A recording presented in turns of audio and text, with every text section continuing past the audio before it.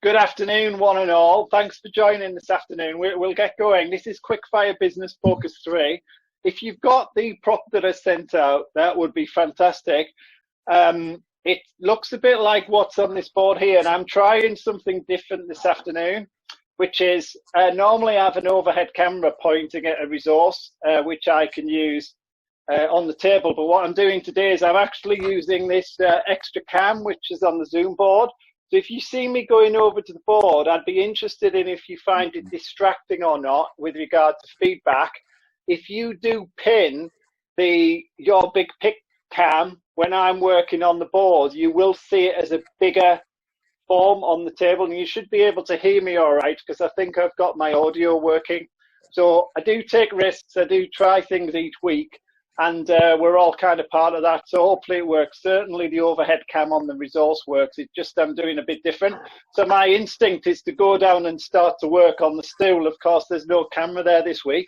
So the prop I've sent out, this looks a bit like this. So what we've got with Big Picture, it's all about giving people the chance to make and do themselves. So what we see on the prop is the fact we have a little bit of a layout which has the purpose at the top of the business that we're going to talk about. And I would like you to think about an example business, probably your own, or one that you care about and are working with.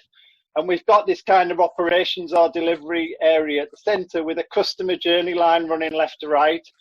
Now, the reason we do that is we like to use patterns to represent different things in the business, and the layout of the business is kind of our like game playing board, if you like you might get a board game out and use that. So that's where we put things. You'll notice on this left hand side we've got 4 symbols. Now in total with Big Picture we use about 6 symbols plus the challenges and opportunities. So what I've given you here is an example.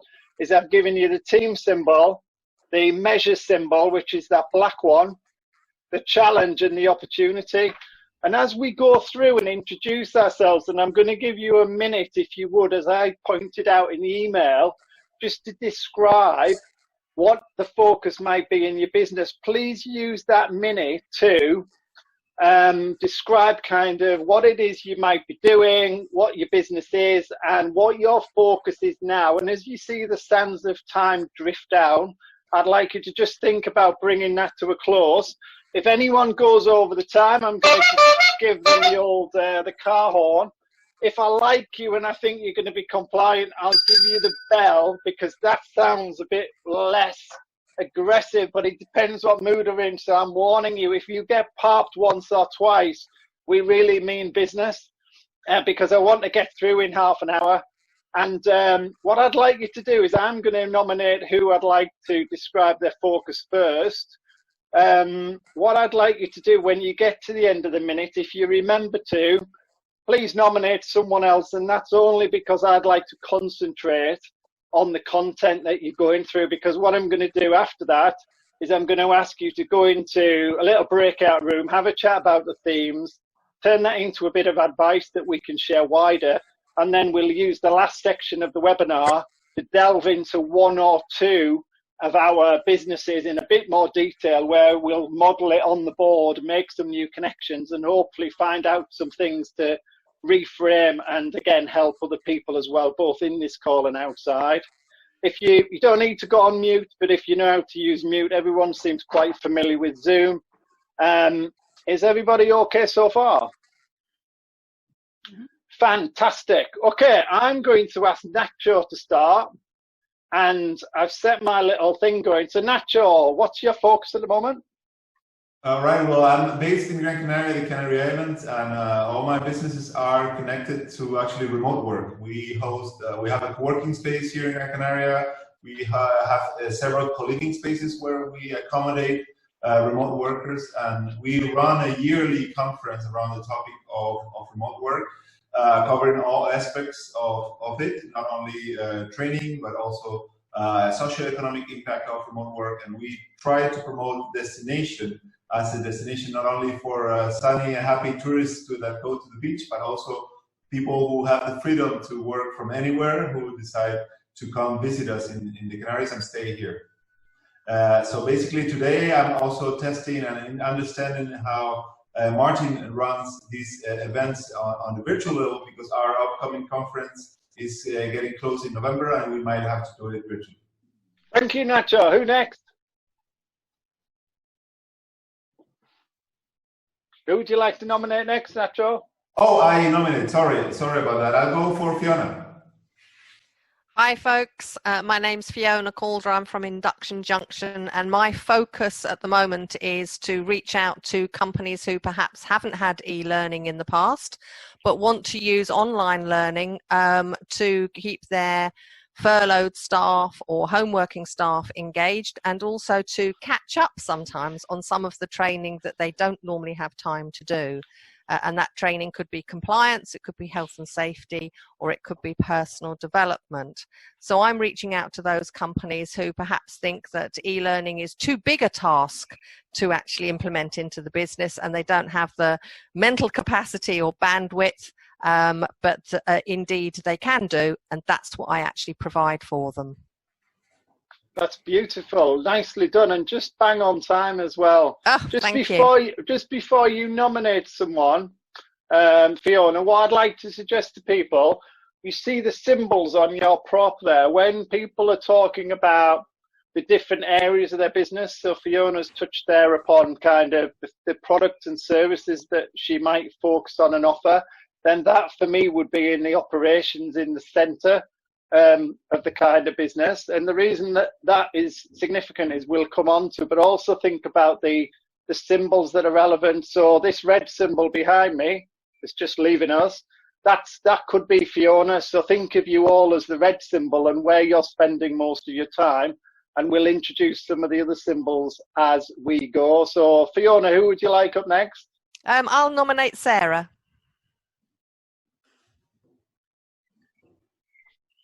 Hi, so I'm Sarah Cave. I'm from The Leadership Secret. I do a lot of my work virtually anyway, so this hasn't been a massive change for me. So I'm a coach. I coach small business owners and entrepreneurs in scaling their businesses. So yeah, my focus pretty much is as it always is really getting people to think about what does this current situation mean for them, what are they focusing their own attention on, how are they thinking about scaling. We've been thinking specifically about exiting this lockdown period, and what opportunities the lockdown has actually presented them with. So that's me. Who next up? Thanks, Sarah. Richard, next up. Hi, I'm Richard Copley. So my focus is on turning my services company into a products company, specializing in helping law firms and law departments become more efficient. When they get out of this current crisis, law firms are going to discover that their clients don't have any money. Their clients won't pay for what they've been paying for in the past. And they won't really want the services that law firms have today. So I'm concentrating on a generic set of services, largely around document production and process management. And at the moment, I'm spending most of my time working through my business plan and trying to test it to destruction to see whether it really will hold up as I build parts of this new company.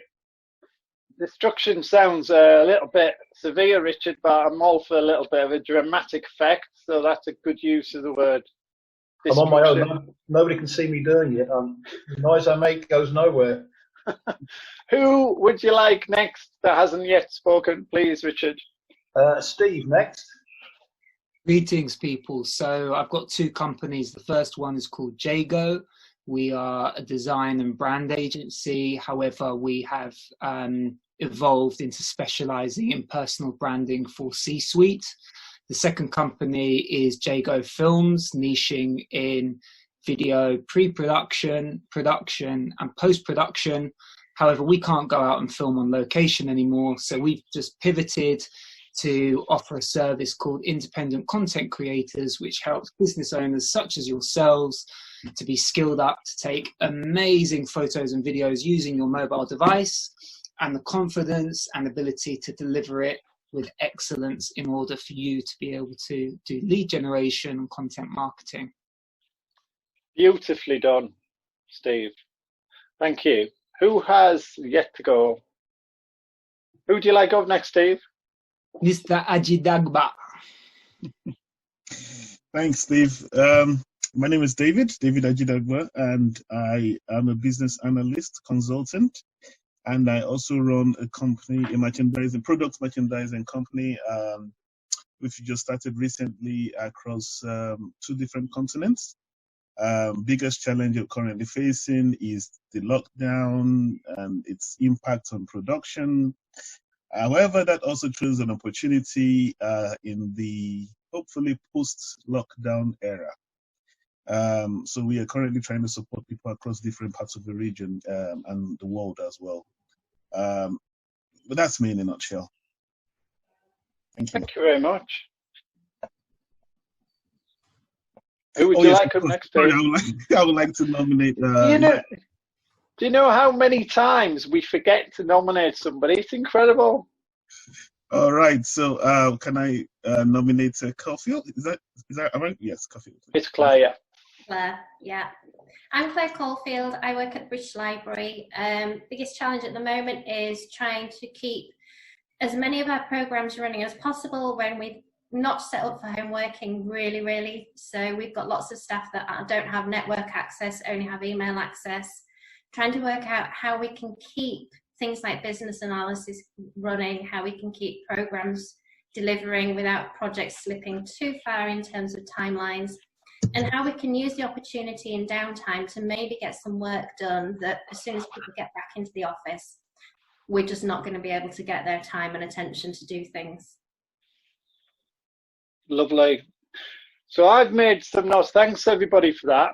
I made some notes just as I've made them kind of in a textual way, not being that visual at this point, but because you've got your little big picture prop in front of you, maybe I will just propose that this guy here, this is the measure symbol. It's just passed me by. There it is, look, the black one. I was just thinking as you were going through, because that's one of the symbols that you've got on your prop, whether you feel, and it's just a thought at this point, whether it's anything that you thought about as we were working through. I'm not sure if anybody mentioned anything about a measure or what good might look like now and in the future, but maybe we'll come to that when I go into a bit more depth.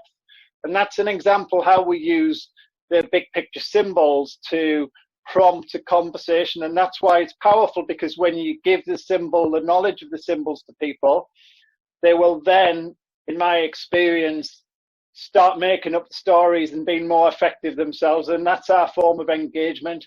Give everybody the knowledge of what the symbols are, and they'll start joining them together and being more effective individuals. They stay longer and they're more productive. So that's a little big picture thing. So thanks for doing the introductions. We're going to jump into a little breakout room now. And what I'd like you to do, just in pairs or threes, just think about the talks that we've had there, the introductions. Can you pick out, I think I've got a theme, but I'm not allowed to play along at this point, so I'll let everybody else do it. What has been, I think there's a theme in what we've discussed there, but I'm not going to let my thoughts out. I would like you to have a discussion about it. And what I'd like you to do when you come back in the room, if you would, could you share the theme in the form of a one-line piece of advice that we all could use and others could use outside of our group?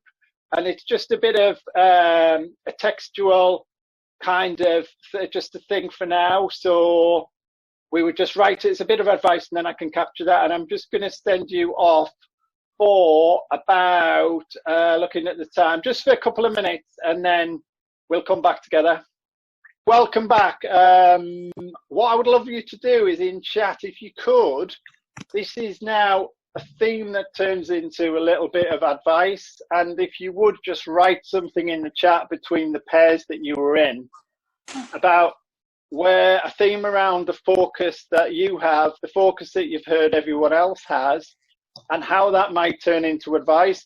And just from my perspective, when I was making notes, I actually think most of us there were talking about a resilient business model that maybe because of the remote working, and because of the online learning elements of it, it actually maybe didn't change so much. The business model, certainly less so this week than other weeks. But if you could just park that advice in there, then what I'll do is we haven't got really time to stop and chat about it, but it is useful for me to pick that up later on and see what the advice is and how I can kind of develop that into something that other people can find valuable.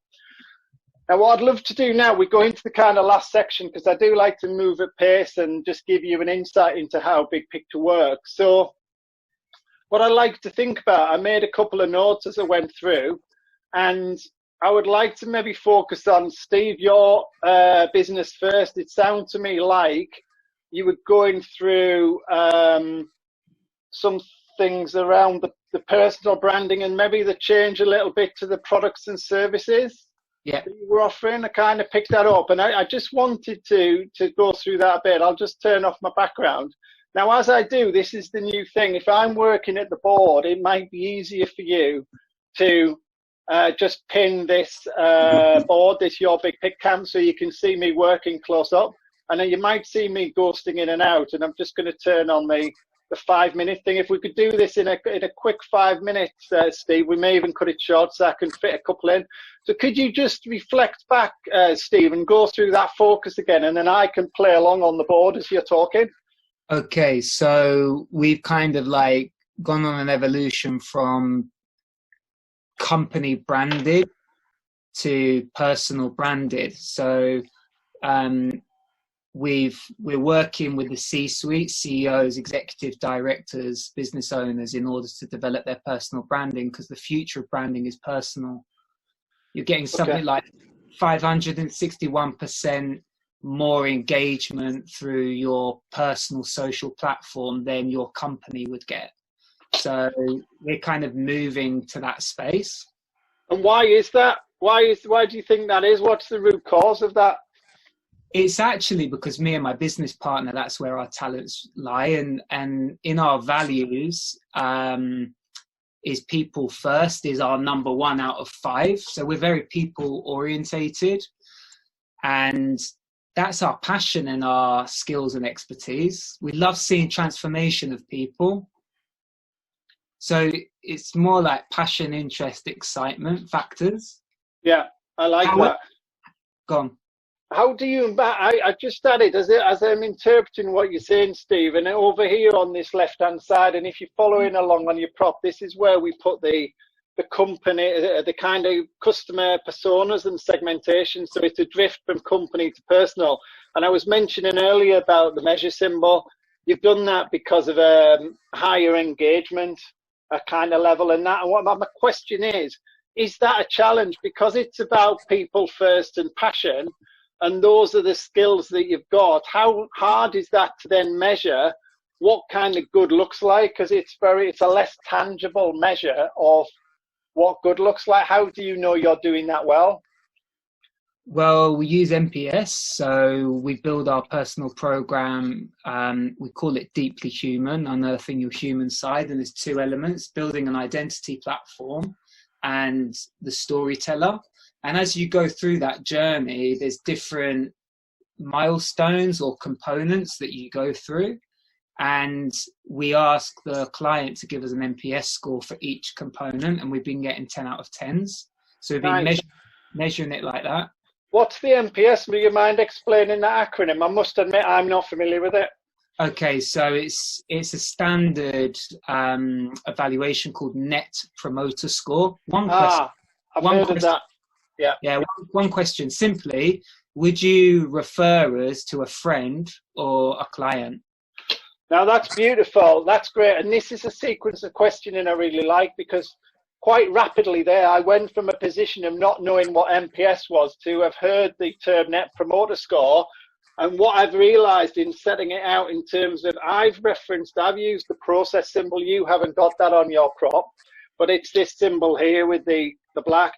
What I've interpreted there is your ID platform and your storyteller thing. It's a set of steps or sequence that you maybe go through.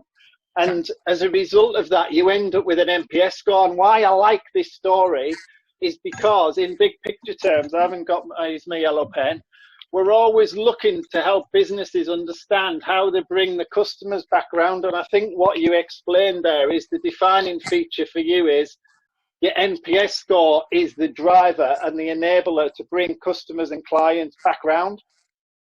Definitely. Well, that's what we use to then do the marketing and the communications. Wow, that's brilliant. So that, I don't know if I've got another process symbol somewhere, but the process symbol then, if I pinch one of these, you've then got, on your prop, you've got a place for marketing. So this is your marketing. So what you're doing there is making a connection with what's going on here to what's going on in your marketing. And I guess that's supported. It sounds like that's the bit of technology that's supporting you doing that. Is that fair? Yeah, I mean, we go for higher value people in a smaller pond. We don't go mass scale. We go low volume, high value. Yeah. And then we price position ourselves accordingly as a high value proposition.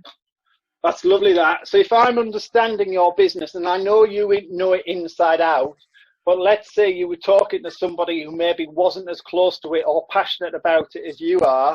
Mm-hmm. If I'm trying to explain this business as how it works and have a good conversation with you, would you just let us into what maybe a big challenge is for you at the moment in the way that we've laid the business out like this? A big challenge? Yeah, what would your biggest challenge be? At the moment, mm-hmm. Pipeline.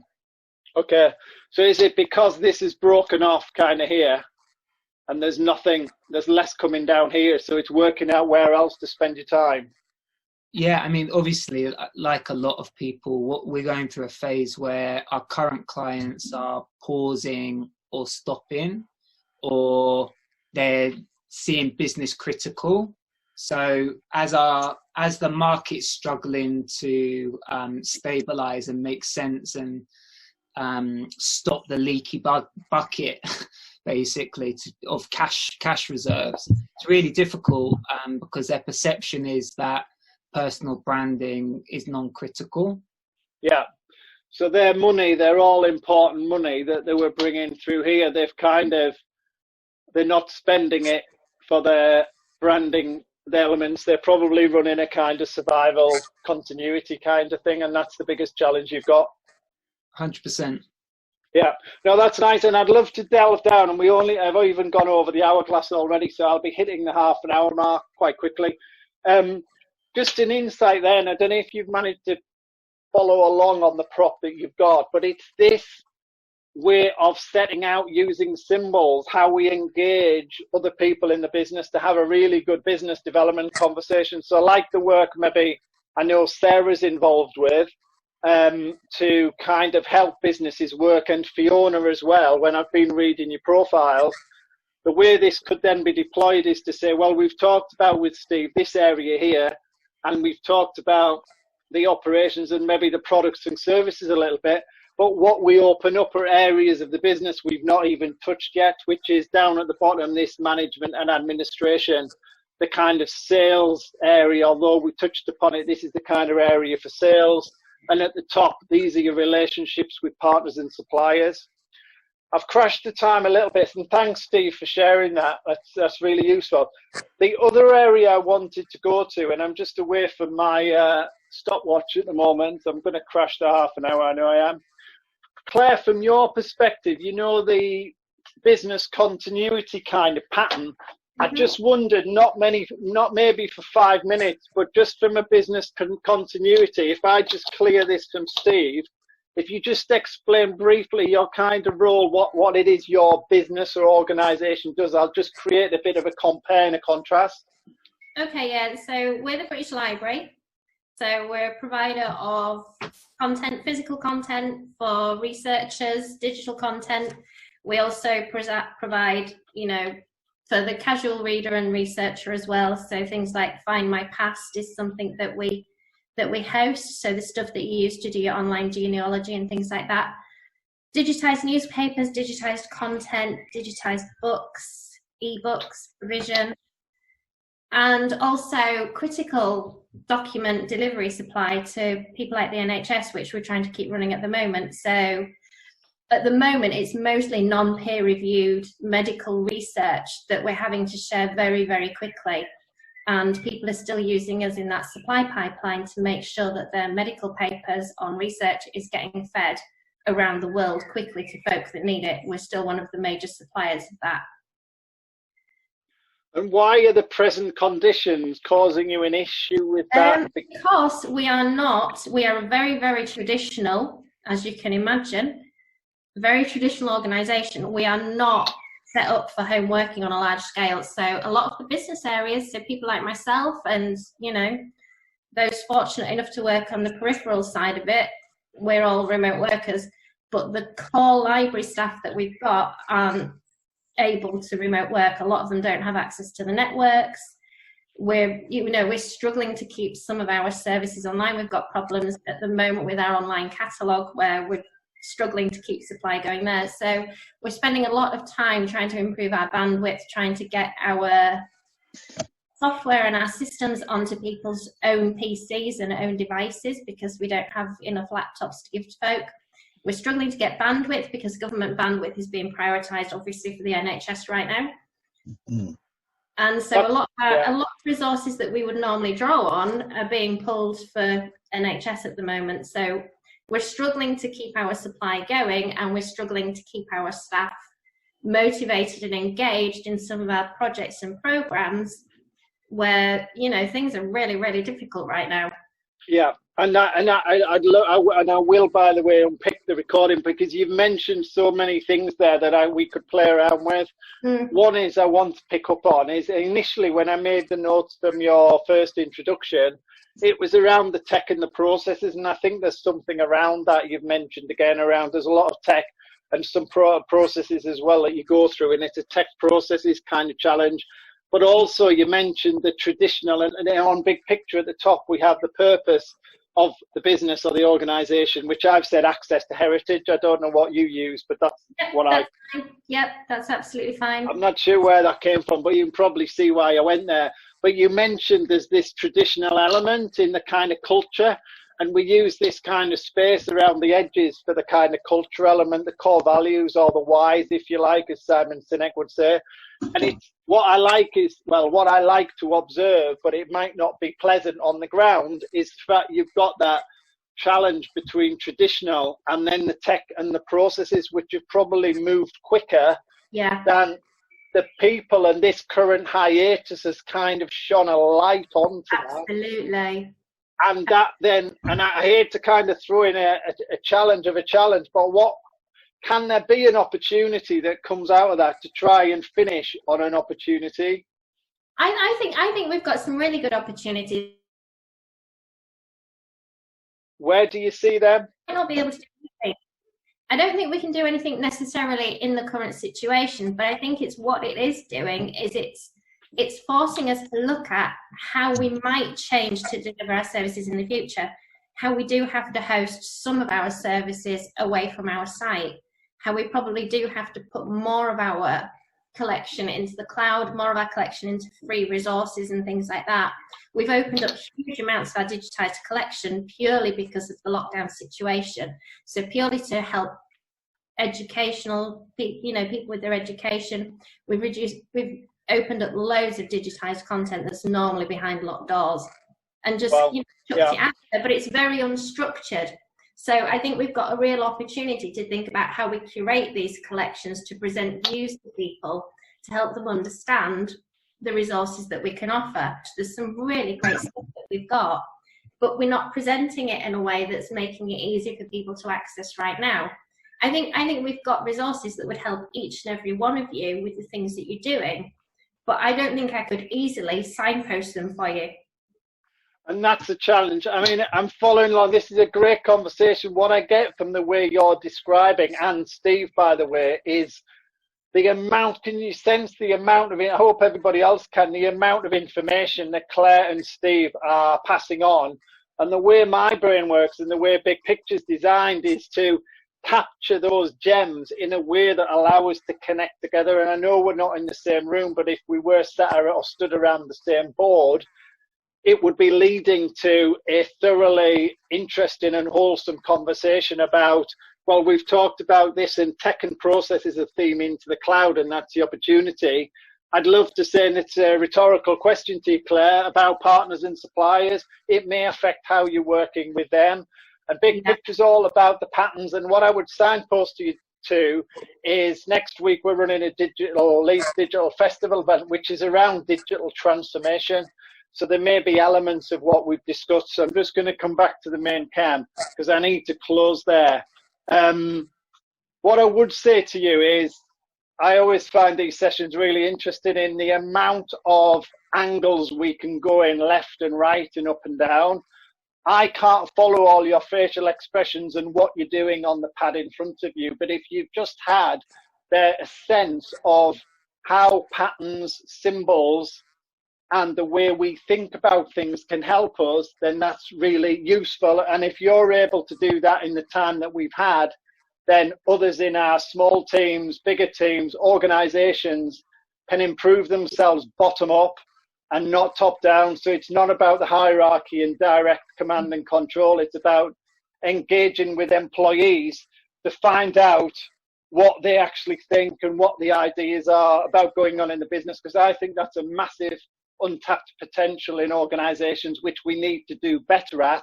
And even if we improve that by 1%, then there is someone in these organizations, the British Library and Steve's Jago and everybody else's business, that can help. It's the stuff they complain about at the coffee machine and in the lift, but we need to give them an outlet. And I think giving them an outlet means giving them something, to some dots to join.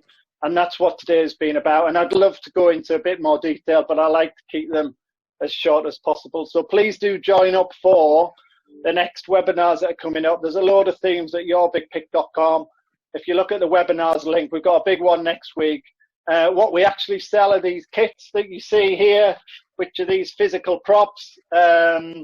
We sell different sizes. We have a digital kit. We run workshops. But what we really want to do is to help organizations deliver their people development, their induction, their training, and their performance, and their business development, current focus and future plans, putting Big Picture and the employee right at the center, so we can then grow that out and make more effective teams and happier places to work.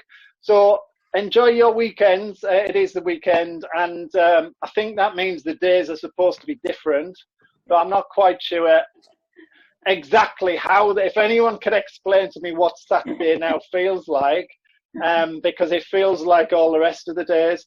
But I'd love to chat longer, and I thank you all so much for taking part and playing along. We'll catch up next week. I'll take a bit of feedback about the cam and also about the content and the style. And wish you all a great weekend. Take care. Thank you. Nice to meet you. Bye for now. Bye.